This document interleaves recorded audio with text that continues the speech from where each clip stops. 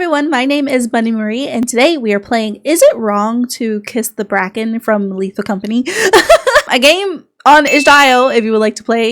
This is an 18 plus game, so if you're not 18 plus, don't play it. It does have a censor, so we're going towards the censor world. If it's not censored, I will censor it myself. It's supposed to be like a visual novel of the Bracken and then Lethal Company. I don't know, but I just hope that the spider is not in there. Anyways, let's start. Greetings, employee.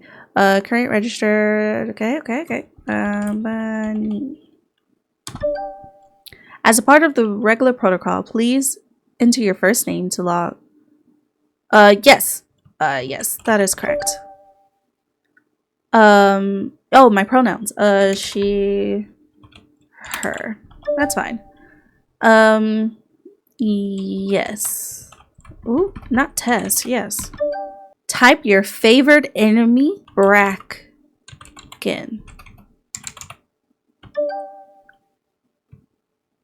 Type yes. Good choice. Type yes. Landing on experimentation.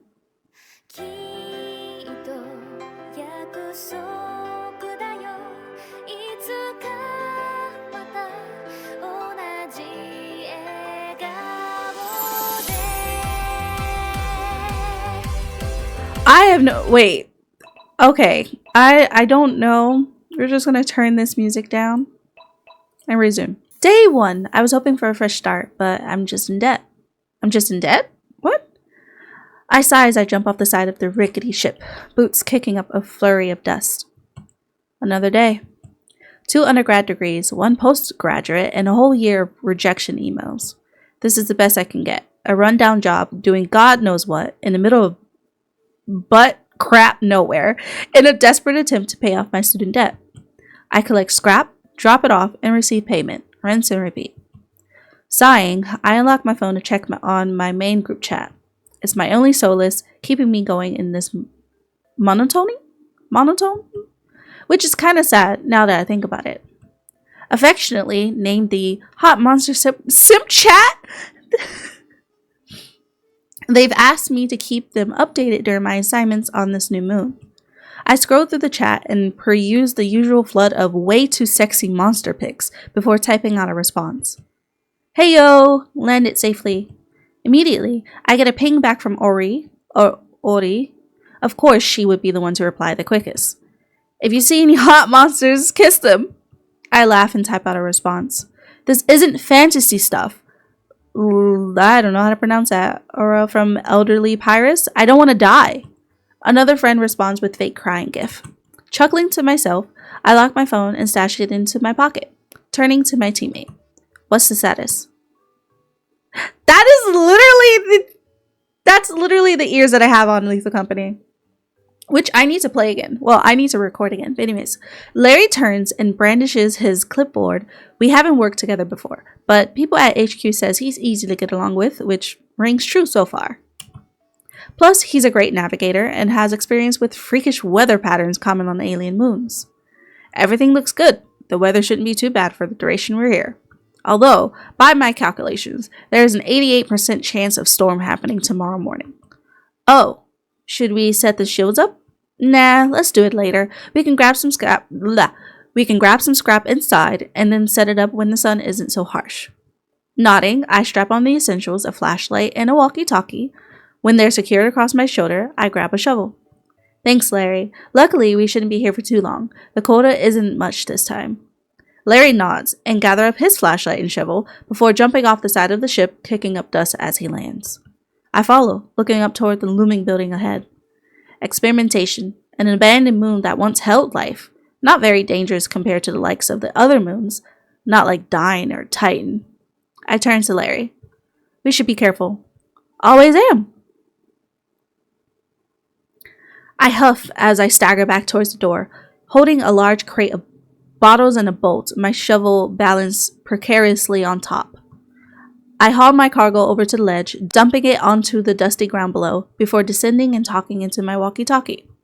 Larry, I'm carrying stuff back to the ship. I'll hop on the terminal for a bit after.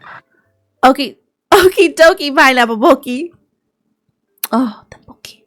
Anyways, back on the ship, I organize the current loot we have and do a quick scan. 80 credit. Not bad for the first haul of the day. While I'm there, I jump on the terminal, bringing up the monitor to check on Larry's location. Oh, nothing around you at the moment, Larry. I keep an eye on his little dot, walking around in the dark. And then I see it. Larry, be careful. Something's vented in an adjacent hallway. Crap, my flashlight's about to die. I can guide you. Just be quick, okay? Okay. You can get me out, right? Yeah, I can do this. Do I actually have to? I watched a red blip on the map slowly advance towards Larry. Approaching your 6, hurry! I watch on the monitor as Larry turns around, and whatever is coming up behind him freezes in place. Larry? You okay? I think I'm done for. What is it? My voice shakes. New creature data sent to terminal. It isn't moving. I've scanned it. My fingers fly across the keyboard, bringing up the file. I didn't know I could do that. I quickly skim the file. I think if you keep your eyes on it, it won't move. What is it? Coil. Oh, he got a freaking coil head. Just stare at them or use a stun grenade. Okay. What? Like some weeping angel BS? Yeah. Hey, it'll be okay. I can see you on the monitor, remember? I'll guide you out. Okay. Yeah, okay. Let's do this. I'm sorry for yelling. No, that's okay. You're good. You're all good. Go straight backwards. Keep your hand on the wall and take the first right. Okay. I need to get Larry out of there. Larry staggers backwards, slowly rounding the corner. Oh, the coil head springs forward at breakneck speed before freezing once again in line of sight. Crap. I know. I'll get you out, I promise. Several more instructions and words of comfort later, Larry is almost out of the sprawl of hallways. Suddenly, a second red dot appears from a nearby vent. Larry, something's vented a few hallways down, but we're almost there. Just keep moving. Uh-oh. The dot rushes towards Larry. I need you to walk fast. You're just 2 turns away. Larry's speed picks up. The second dot. Oh! 3 things could happen. I see Larry turn. The coil head rushes towards him. And finally, the walkie-talkie activates. But all I hear is a sickening spring sound. Larry got. Larry? You there? Please say something. Hello? Silence. I shut off the terminal. I couldn't do it. I feel sick. Hours pass and I remained on the floor, slumped over with my head resting on the terminal. Head home with autopilot, grab the remaining cargo. I mean, for Larry's sake, grab the remaining cargo. I should go grab the items at the entrance. How late? Okay, I slowly make my way to the front doors of experimentation site building. Every step of the ladder is an ordeal as I heave my sluggish body up the rungs. I drag my feet across the dirt before pushing the door open with a loud creak. Oh, I didn't know we were actually... Okay, I gather the items left at the entrance. My muscles achy and slow with fatigue. A laser pointer, a crystal, and a jar of pickles. Please don't be the spider. What was that? I look up. No. What is it? And make eye contact with a dark shape looming in the corner, watching me.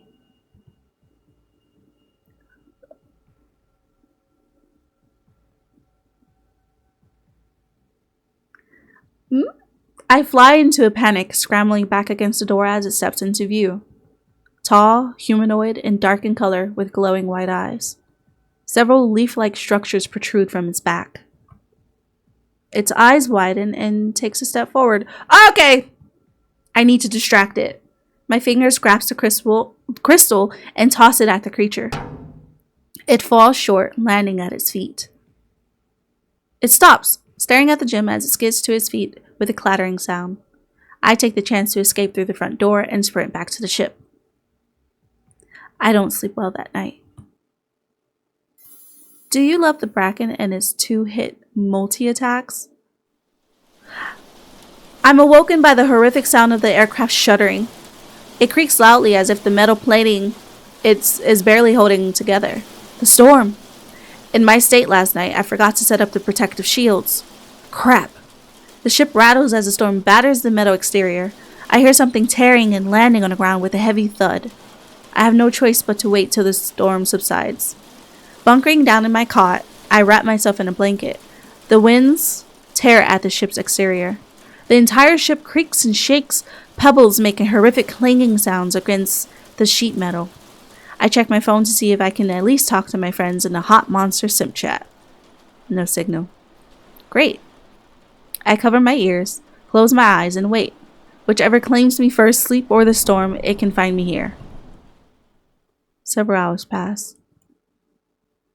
After checking to make sure the weather is safe, I head outside to assess the damage. Well, crap. The ship is battered, the satellite on top is torn clean off, and upside down in the dirt. There's a dark black viscous liquid draining out of the fuel tank. Ugh. I rush inside to check the terminal comms and autopilot. Ooh, offline flashes on the screen in bold red letters. Damn it. I slap the terminal in frustration. Immediate regret sets in and I cradle my hand. I need to find a way to repair the ship, or I don't want to think about that, or maybe I can find something usable inside the building. I'm not too worried about food, given that there's a water source and some edible flora and fauna on the planet. I'm more worried about what lurks inside the building. But given that Larry and I were the only two on this assignment and Larry's gone, I have no choice but to face whatever's in there. Alone. I'm just going to save again. Yes. Resume. I spend the first part of the day inside the building, sticking close to the front exit and fire escapes. At least, if anything comes for me, I have a chance of bolting. I avoid the labyrinth of hallways for now, but something feels strange. Ooh, like something is watching me. I know it can't be Larry. I don't want to think of it being anything else. I'm just paranoid. It's understandable after what happened yesterday. There's nothing there.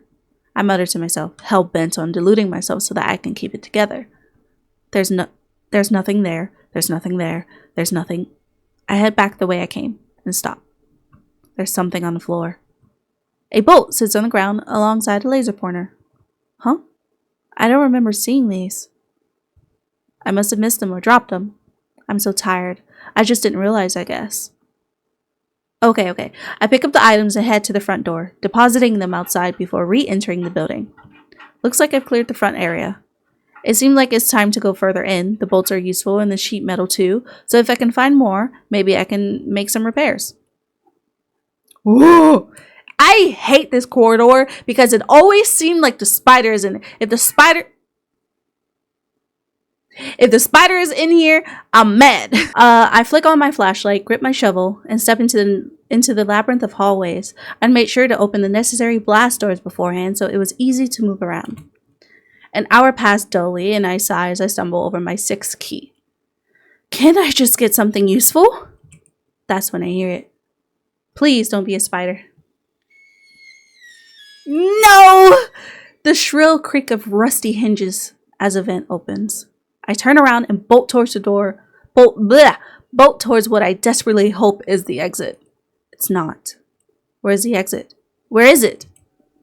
I turn down corridor after corridor, the echoes of my footsteps far too loud. A chill grips my spine when I realize it's not just my footsteps thundering down the hallway. I turn. Oh my god, I'm sorry, that freaks me out. I don't like cold head. A horrific twang fills my ears and I stare into the worst thing imaginable. Hello there.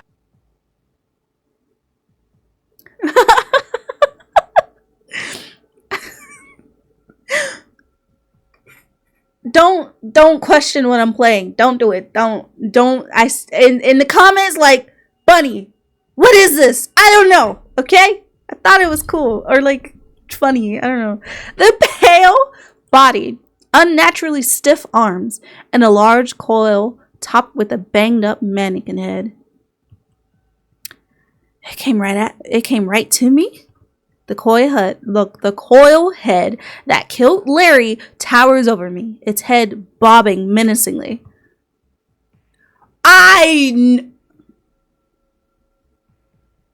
Is he JoJo posing on me?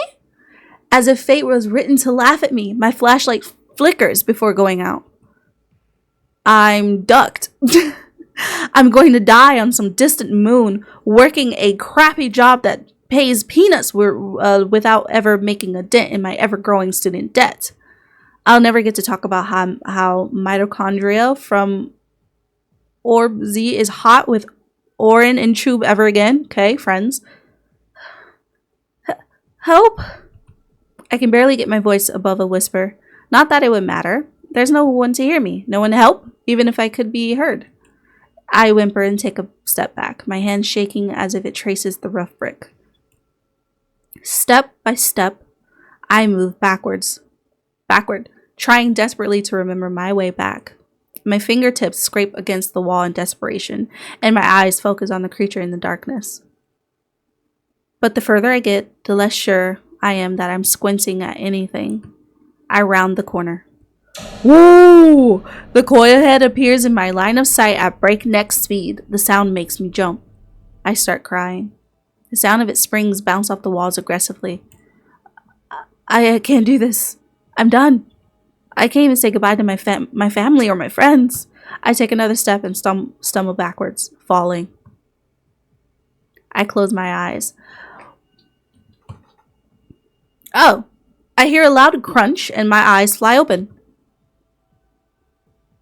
The coil head hasn't made it to me? Something is keeping it at bay. Hey! An aggressive growl reverberates off the walls, and gradually I make out the outline of a tall, black humanoid gripping the coil head. Its claws rake down the creature with a sickening tear. The other monster I saw yesterday, the one I tossed loot at. I stare at the scene, unmoving and dumbfounded. The creature crushes the coil head's arm in a strong grip.